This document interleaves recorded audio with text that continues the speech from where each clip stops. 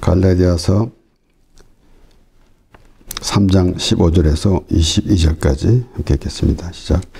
형제들아, 사람의 예대로 말하노니 사람의 언약이라도 정한 후에는 아무나 폐하거나 더하거나 하지 못하느니라.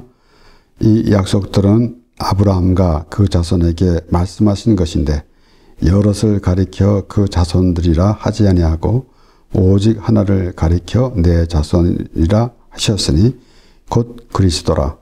내가 이것을 말하노니 하나님의 미리 정하신 언약을 430년 후에 생긴 율법이 없이 하지 못하여 그 약속을 헛되게 하지 못하리라. 만일 그 유업이 율법에서 난 것이면 약속에서 난 것이 아니니라. 그러나 하나님이 약속으로 말미암아 하나님 앞에게 아브라함에게 은혜로 주신 것이라. 그런즉 율법은 무엇이냐? 범법법을 인하여 더한 것이라. 천사들로 말미암아 중보의 손을 빌어 베푸신 것인데 약속하신 자손이 오시기까지 있을 것이라. 중보는 한편만 위한 자가 아니니 오직 하나님은 하나이시리라. 그러면 율법이 하나님의 약속을 거스리느냐? 결코 그럴 수 없느니라. 만일 능히 살게 하는 율법을 주셨다면 의가 반드시 율법으로 말미암았으리라. 그러나 성경이 모든 것을 죄 아래 거두었으니 이는 예수 그리스도를 믿음으로 말미암은 약속을 믿는 자들에게 주려 함이니라. 아멘. 오늘 말씀에는 율법과 약속에 대한 말씀인데 17절의 말씀을 보면은 하나님이 미리 정하신 언약이다 라는 말씀입니다. 그러니까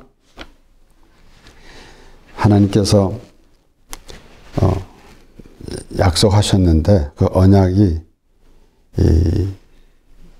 미리 정하신 것이다 라는 것입니다. 우리가 앞에 15절의 말씀을 봐도 우리 사람의 예대로 말해도 사람의 언약이라도 정한 외에는 아무나 폐하거나 더하거나 하지 못하느니라. 당연하죠. 약속이라는 것은 서로 간의 약속이 이루어져서 되는 것인데 그것을 바꾸는 것은 폐하는 것이나 마찬가지 아닙니까? 그런데 그것을 우리가 약속이라는 의미를 볼 때에 우리가 확실하게 하나님의 언약이라는 그러한 의미를 우리는 확실히 해야 하는 것입니다.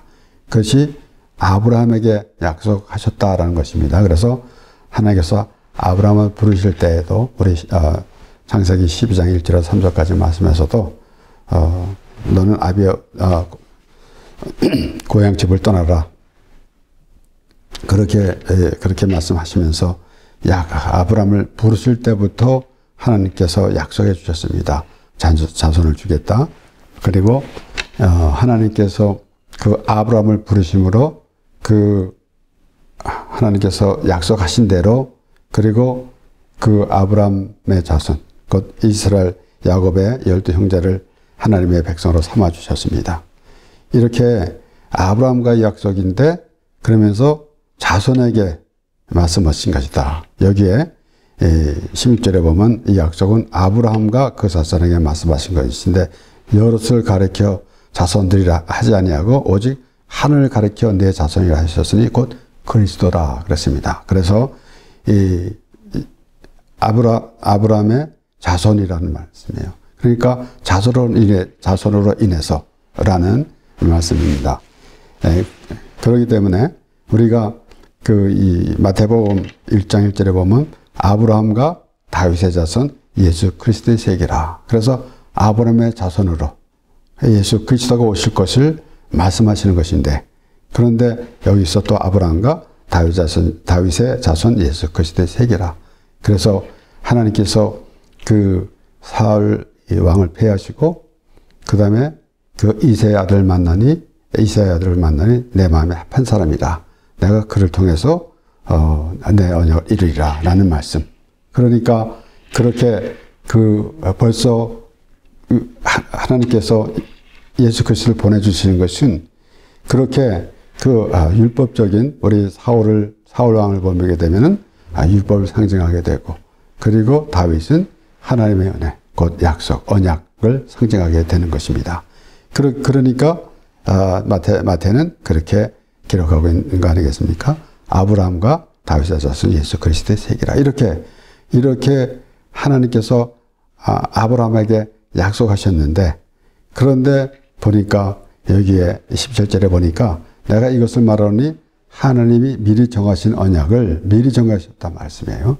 그러니까 그리고 430년 후에 생긴 율법이 없애하지 못하며, 그래서 아브라함의 자손들, 이스라엘 자손들이 400년 동안 애굽에 있었지 않았습니까? 그러니까 아브라함에게 언약하신 말씀인데, 그 후에 모세에게 하나님께서 율법을 주셨는데 그 율법이 언약을 폐하지 못하리라 라는 말씀입니다. 그래서 율법이 없이 하지 못하며 그 약속을 헛되게 하지 못하리라. 그러니까 하나님께서 약속하신 말씀이 미리라는 것이죠. 먼저 말씀하셨다는 것입니다. 그리고 율법을 주셨다는 것입니다. 그러면은 항상 우리가 볼 때에 율법이 없으면은 하나님의 은혜를 알지 못하는 거 아니겠습니까? 근데 벌써 하나님의 은혜를 먼저 주셨어요. 하나님의 언약을 하셨어요. 언약을 하셨습니다. 그러니까 벌써 바울은 그렇게 말하고 있지 않습니까? 이 약속들은 아브라함과 그 자손에게 말씀하신 것인데, 그러면서 그것이 바로 여럿을 얘기하지 아니하고 오직 하나를 가리켜 자손을 했으니 그리스도라. 벌써 예수 그리스도를 보내줄 것을 말씀하셨는데, 그 예수 그리스도의 역할이 무엇이냐?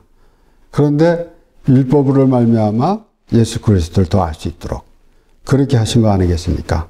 그러니까 율법이 없으면은 죄를 여기지 않았기 때문에.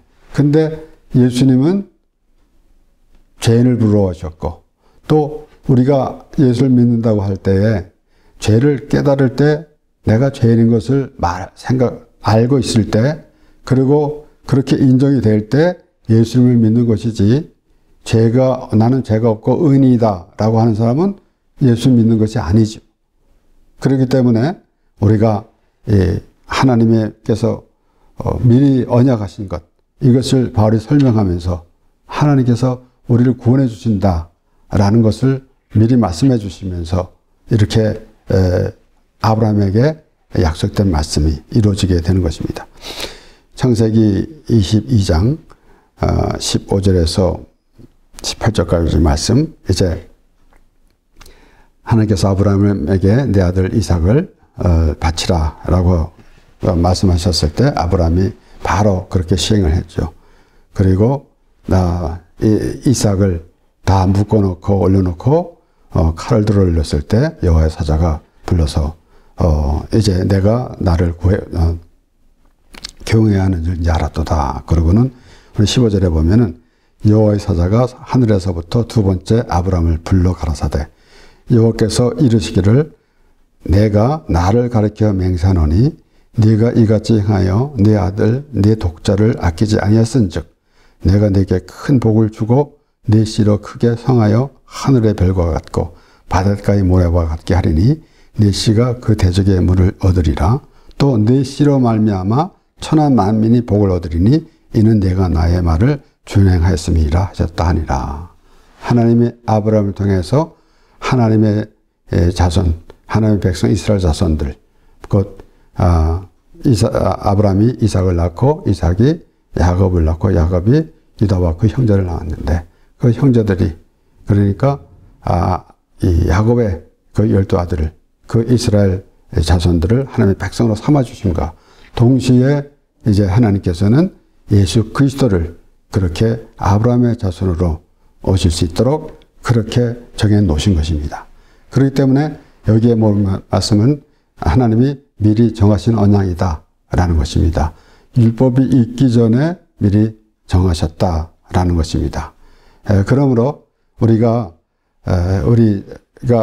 우리 수준으로 생각할 때 무엇이 먼저냐, 무엇이 후냐라고 할 그러한 그 생각은 안 해도 됩니다.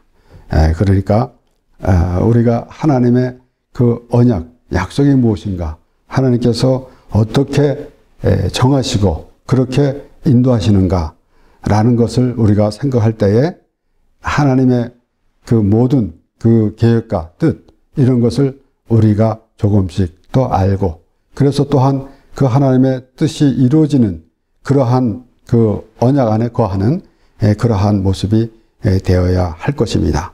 그래서 하나님께서 이제 아브라함을 부르실 때부터 자손을 주시겠다라고 말씀하셨는데, 계속해서 다시 또 아브라함은 아직도 기다리고 있는 그러한 마음을 가지고 있었지만은 하나님께서 다시 또 자녀를 주시겠다. 아직은 자손이 없었습니다. 자녀가 없었는데 하나님은 주시겠다는 말씀을 반복해서 하시는 것입니다. 어쨌든 아브라함은 그렇게 하나님으로부터 부름을 받았으면서, 하나님께서 우리가 항상 생각해 보는 거 아니겠습니까? 아브라함이 믿음이 좋아서 처음에 시작한 것이 하나님이 아브라함을 믿음의 사람으로 이끌어가고 있다라는 것입니다. 그가 하나님의 부르심을 받고도 애굽에 내려가서 자기 아내를 누이라고 말한 적도 있고, 그리고 하나님께서 자녀를 주시겠다고 그랬는데 또 여정 하가를 통해서 이스마엘을 낳는 그러한 일도 있었습니다. 그런 가운데 이삭을 바치라고 할 때에 하나님께서 아브라함에게 이삭을 바치라고 할 때 바로 순종하는 그 아브라함의, 그래서 이제야 내가 나를 경외하는 줄 알았노라 라고 그렇게 말씀하시는 것, 이런 것을 볼 때에 하나님께서 아브라함을 통해서 하나님의 백성, 바로 이스라엘 자손들을 계획하시고 그렇게 이루어 가시는 가운데 아브라함에게도 그러한 믿음의 조상으로 그렇게 인도해 가시는 것을 우리가 볼 수가 있는 것입니다. 그래서 이 히브리서 11장에서 우리는 히브리서 11장을 믿음의 장이라 그렇게 부르지 않습니까? 히브리서 11장 17절에서 19절 말씀에 아브라함은 시험을 받을 때에 믿음으로 이삭을 드렸으니 저는 약속을 받은 자로다. 그렇지 않습니까? 여기서 지금 하나님께서 언약을 주셨는데 누구한테? 아브라함에게. 그 아브라함에게 언약이 이제 하나님께서는 나는 아브라함의 하나님, 이삭의 하나님, 야곱의 하나님이다 라고 말씀하셨어요. 그러니까 아브라함에게 약속하신 말씀이 그의 언약이 계속해서 이어져 내려가고 있는 것입니다. 그래서 저는 약속을 받은 자로다. 가로되 그 독생자를 드렸느니라. 약속을 받은 자로다. 그 독생자를 드렸느니라. 그랬습니다. 여기에서 물론 이 아브라함이 이삭을 더 바친다는 모습을 보게 되면서 바로 예수 그리스도가 우리 위해서 십자가에서 죽으시는 그런 모습도 우리에게 보여집니다. 그리고 8절에 이어서 저에게 이미 말씀하시기를 내 자손이라 칭할 자는 이삭으로 말미암았으리라 하셨으니 저가 하나님이 능히 죽은 자 가운데서 다시 살리실 줄로 생각한지라 비유컨대 죽은 자 가운데서 도로 받은 것이니라. 분명히 이삭을 통해서 또 그 자손을 주신다라고 말씀하셨는데 이삭을 바치라 그랬으면은 하나님의 뜻이 있지 않을 것인가 라는 것입니다. 그래서 그 믿음으로 약속을 받았기 때문에 앞에 17절에 보면은 저는 약속을 받은 자로다. 약속을 받았기 때문에 이제 능히 죽은 자 가운데서 다시 살리실 줄로 생각한지라 라고 이제 히브리서 기자는 그렇게 설명하고 그렇게 표현합니다. 확실하게 우리 성경 말씀을 보면서 그렇게 아브라함이 믿었다라는 것을 우리가 알 수가 있는 것입니다. 그래서 저가 하나님이 능히 죽은 자 가운데서 다시 살리실 줄로 생각한지라. 그래서 비유컨대 죽은 자 가운데서 도로 받은 것이라. 그래서 죽은 자 가운데서 이미 죽었는데 다시 받은 거나 마찬가지겠습니까? 그렇게 설명하는 것입니다. 그러므로 우리가 오늘 이제 특별히 갈라디아서에서는 율법과 복음에 대해서 계속 말씀이 나오는데 특별히 오늘 3장에서는 하나님의 언약, 그 언약이 얼마나 중요한가. 하나님께서 언약하신 대로 그렇게 뜻을 이루어 나가는 거 아니겠습니까? 근데 그 언약을 아주 가볍게 순간적으로 그렇게 언약을 하신 것이 아니라 미리 정하신 언약이다. 미리 정하신 언약이라는 말씀이에요. 그리고 그것이 그 430년 후에 율법이 생겼는데 그 율법 때문에 그 언약이 없어지겠는가라는 것입니다. 그러니까 오히려 반대가 되는 거 아니겠습니까? 벌써 하나님께서는 이 율법으로 말미암아 죽게 된 우리를 구원해 주시려고 미리 하나님께서 그 언약을 주셨다라는 것입니다. 바로 그리스도를 주신다라는 말씀이에요. 그래서 여기에 또 다시 말씀드리지만은 내 자손이라 하셨으니 곧 그리스도다라고 바울이 설명하고 있었던 것입니다. 그래서 이제 요한복음 8장에는 이 가늠하다 현장에 잡힌 여인을 끌고 와서 여자를 끌고 와가지고 유대인들이 그러지 않았습니까? 그 후에 계속해서 대화하는 가운데 유대인들과 바리새인들과 대화하는 가운데 이제 요한복음 8장 56절에서 59절까지 말씀을 보면 너희 조상 아브라함은 나의 때 볼 것을 즐거워하다가 보고 기뻐하였느니라. 유대인들이 가로되 내가 아직 50도 못 되었는데 아브라함을 보았느냐. 예수께서 가라사대 진실로 진실로 너에게 이르노니 아브라함이 나기 전부터 내가 있느니라 하시니 저희가 돌을 들러 치려 하거늘 예수께서 숨어 성전에서 나가시니라. 예수님이 직접 말씀하셨습니다. 아브라함보다 먼저 아브라함이 나기 전부터 있었느니라. 예수님이 그러니까 오늘 말씀을 보면 벌써 그 아브라함에게 약속하셨는데 그 430년 후에 율법이 생겼는데 그것이 펴을 수 있겠느냐라고 바울이 설명했는데 예수님께서는 유대인과의 대화에서 아브라함이 나기 전부터 있었다라고 그렇게 말씀하시는 것입니다. 그러니까 우리는 하나님이 우리에게 은혜를 주시는데 그래서 로마서 5장 8절에도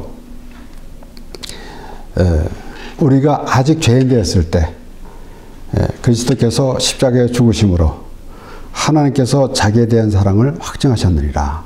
바울은 그렇게 설명하지 않았습니까? 그러니까 하나님의 사랑이 무엇인가? 하나님의 은혜가 무엇인가?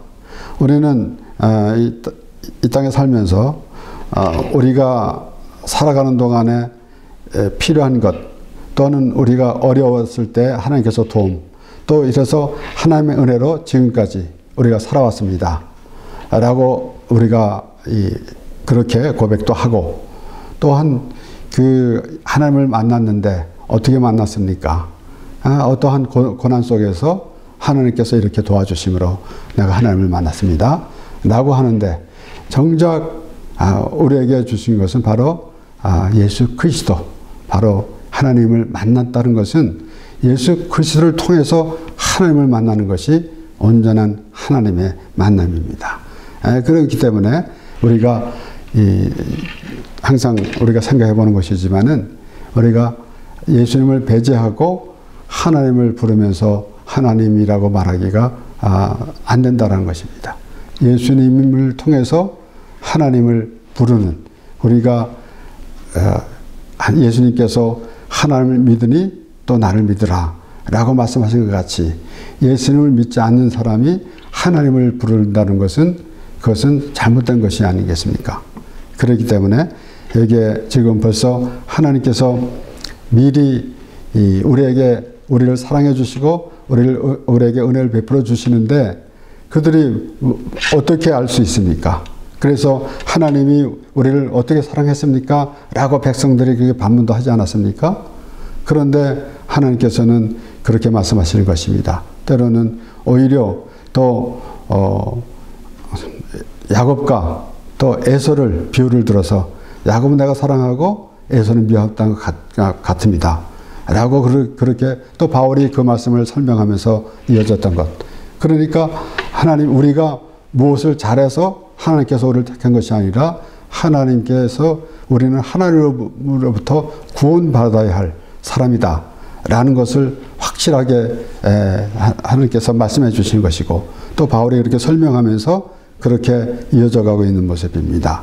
그렇기 때문에 우리가 이제 하나님의 사랑을 막연하게 나는 이렇게 잘못했어도, 또는 내가 이렇게 어려운데 하나님께서 이렇게 도와주셨습니다 라고 하는 수준으로 머무르면 안 되는 것입니다. 우리는 이 멸망길로 가는 우리를, 하나님께서 우리가 지난주에도 말씀드린 것 같이 우리의 생명을 파멸해서 구속하셨도다 라고 다윗이 고백한 것처럼, 다윗이 자기 영혼과 대화하면서 자기 스스로 그렇게 다짐을 하면서 하던 모습, 그러니까 하나님께서 우리를 사망에서 생명으로 옮겨주셨다라는 것입니다.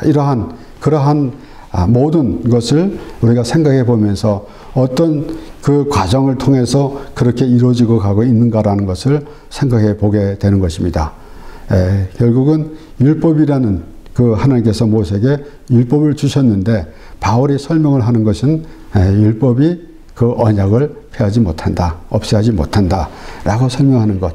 결국은 벌써 율법을 통해서 예수 그리스도를 더 알 수 있도록 그렇게 하는 거 아니겠습니까? 그래서 율법이 없으면은 죄를 여기지 않았기 때문에 그렇습니다. 그래서 율법으로는 죄를 깨달음이다 라고 그렇게 바울이 말했습니다.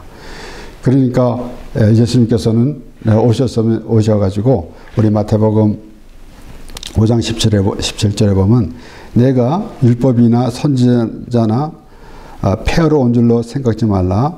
폐하러 온 것이 아니요 완전케 하려 함이로다. 폐하려 함이 아니라 완전케 하려 함이로다 라고 그랬습니다. 예수님께서 율법을 완성시키러 오셨어요. 그러니까 예수님께서 우리는 율법으로 말미암아 죽게 됐는데, 그래서 로마서 6장 22절 23절에도 그러나 이제는 너희가 죄에서 해방되고 하나님께 종이 되어 거룩함에 이르는 열매를 얻었으니 이 마지막은 영생이라. 죄의 삭은 사망이요 하나님의 은사는 그리스도 예수 우리 주 안에 있는 영생이니라. 그러니까 율법을 완성시키러 오셨다라는 것은, 예수님이 그 율법, 우리가 그렇지 않습니까? 하나님의 말씀을 보게 되면은 성경에 이제 예수님이 유대인과의 대화에서 오히려 유대인이 예수님께 안식을 지키지 않았다 그랬고, 그러니까 그것을 예수님은 그런 것을 지키러 오신 것이 아니라 율법으로는 죽게 됐다는 것이에요. 그래서 의인 없나니 하나도 없다 그랬고, 여기 로마서 6장 23절의 말씀대로 죄의 삭은 사망이라 그랬습니다. 그러니까 율법의 완성, 그래서 내가 폐하러 온 것이 아니라 완전케 하려 함이로다. 그래서 예수님이 그 율법을 수정한 것이 아니라 예수님께서 우리를 위해서 죽으시러 오셨다라는 것입니다. 우리는 율법으로 말미암아 이제 죽어야 되는 사람들입니다. 그리고 바울이 또 설명한 대로 보면 우리 허물과 죄로 죽었던 너희를 살리셨도다. 그러니까 우리는 율법으로는 죽은 사람입니다. 그런데 예수님께서 대신 죽으심으로 우리가 구원을 얻고 영원한 생명을 얻게 된 것입니다. 그러므로 우리가 여기에 지금 예수님께서 오시는데, 바울이 오늘 설명한 대로 그 아브라함에게 언약하신 말씀은 바로 예수 그리스도인데, 그런데 율법을 가지고 왜 그렇게 논하고 있느냐. 미리 하나님께서 미리 언약을 주셨는데 그 율법에 매여 가지고 있으면 되겠는가라는 것입니다. 그러니까 이 율법으로 말미암아 오히려 예수 그리스도가 더 나타나야 하는 것이에요. 그러니까 율법을 가지고 너 이렇게 해야 된다, 저렇게 해야 된다, 왜 이렇게 했느냐라고 하는 것이 아니라, 율법을 보니까 우리는 예수 그리스도 아니면은 살 수가 없는 사람입니다. 그렇기 때문에 여기에 로마서 6장 22절 23절 말씀, 그리고 예수님께서 마태복음 5장 17절에 내가 율법을 폐하러 온 것이 아니고 완전케 하러 왔다 그랬어요. 그래서 그 율법을 어떻게 수정을 하거나 하는 것이 아니라 율법의 마침은 죽음입니다. 그러니까 예수님께서 십자가에서 죽으심으로 그래서 결국은 율법의 완성이 됐습니다. 그래서 우리가 예수님께서 다 이루었다라고 이제 십자가에서 죽으실 때에 그렇게 말씀하신 것은 예수님이 뭐 3년 동안 복음을 전한 것 그걸 다 이뤘다라고 생각하기도 하지만은 다 이룬 것은 예수님께서 죽으심으로 결론적으로는 죽으심으로 그 율법이 완성이 되었다라는 것입니다. 그래서 완전케 하러 오셨다라고 그렇게 말씀하신 것입니다. 그래서 그렇게 하나님께서 미리 정하신 대로 그래서 우리가 지난주에도 말씀을 보았지만은 에베소서 1장 3절에 찬송하리로다라고 시작하면서 바울은 뭐라 그랬습니까? 우리를 이 그리스도 안에서 하늘에 속한 모든 신령한 복을 주시려고 그리스도 안에서 우리를 택해 주셨다 그랬습니다. 그것을 언제? 창세전에라고 말씀하시는 것입니다. 그러니까 미리 정하신 것대로 그렇게 하나님께서 이루어 가시는데 그것의 율법이 그것이 걸림돌이 되느냐? 율법으로 말미암아 오히려 예수 그리스도가 나타나야 된다라는 것입니다. 그러니까 율법을 보게 되면은 예수 그리스도가 보여져야 됩니다. 그렇지 않습니까? 그래서 바울은 내가 그리스도와 함께 십자가에 못 박혔나니 라고 그렇게 고백하고 그리고 또 바울은 뭐라 그랬습니까? 아담은 오실 자의 표상이다. 그러면은 아담을 왜 아담은 하나님께서 지으신 사람이고 예수님은 하나님이신데 어떻게 오실 자의 표상인가? 아담을 보면은 죄가 생각나야 되는 것이고 그러면은 그 죄라 그러면은 예수 그리스도를 알아야 되는 것입니다. 생각나고 우리가 예수 그리스도를 알아야 되는 것입니다. 그러니까 아담은 오실 자의 표상이다 라고 바울이 설명한 대로 그것을 우리가 곰곰이 잘 생각해 볼 때에 아담을 보면서 벌써 나는 아담으로부터 죄를 물려받은 죄인 그래서 의인 없나니 하나도 없다 그랬고 죄에 있어서 사망이라 그랬습니다.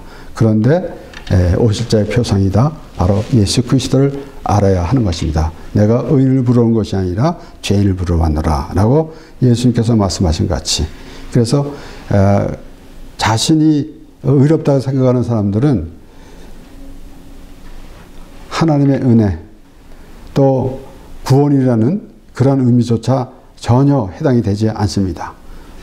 우리가 내가 죄인이라고 생각했을 때 깨달아야 할 때 비로소 우리는 하나님의 은혜도 알게 되고 또 구원이라는 의미가 있게 되는 것이지 내가 의인인데 내가 구원받아야 할 대상도 아닌데 그런데 무슨 구원이라는 의미가 있겠습니까?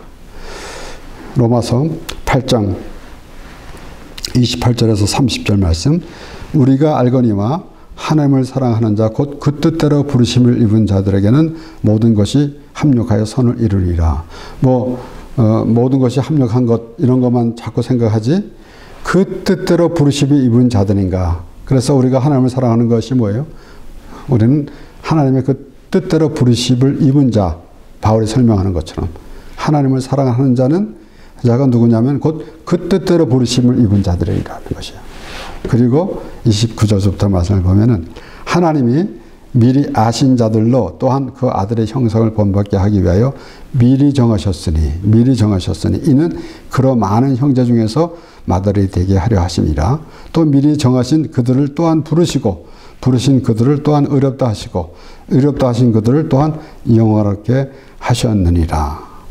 여기에 미리 정하셨다고 그랬으니까 거기에다가 예정론 이런 것을 또 생각하면서 또 고민을 하게 되는데 그럴 필요가 없습니다. 우리는 바울이 설명한 대로 창세전에 그리스도 안에서 하나님의 택함을 받은 사람들입니다.